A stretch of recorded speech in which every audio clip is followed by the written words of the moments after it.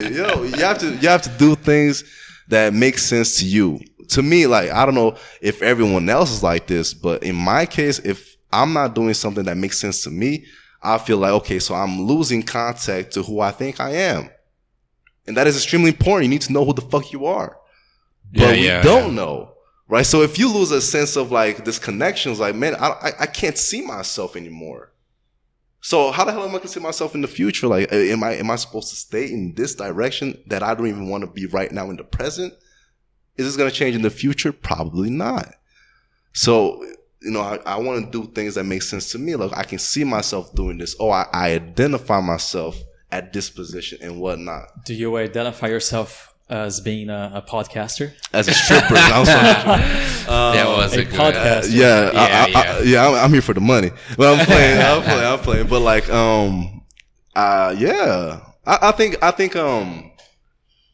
being able to have good conversations, I identify myself with, because you grow, you learn, and you can teach in some shape or form.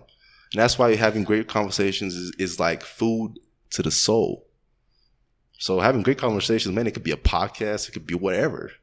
Yeah, right? I agree. And that's why I think about doing psychology, because you can learn how to actually listen. And that is a skill. That is actually a skill, being able to listen. Everybody wants to speak their minds, but nobody wants to listen and try to be in somebody else's shoes. Understand their perspective and their point of view. Yeah, especially because Alexandre was he was talking about this more earlier. He was all like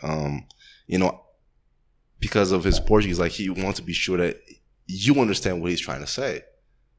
But then again, you have to be a good listener, because if you actually want to know what the person is saying, you have to be very attentive.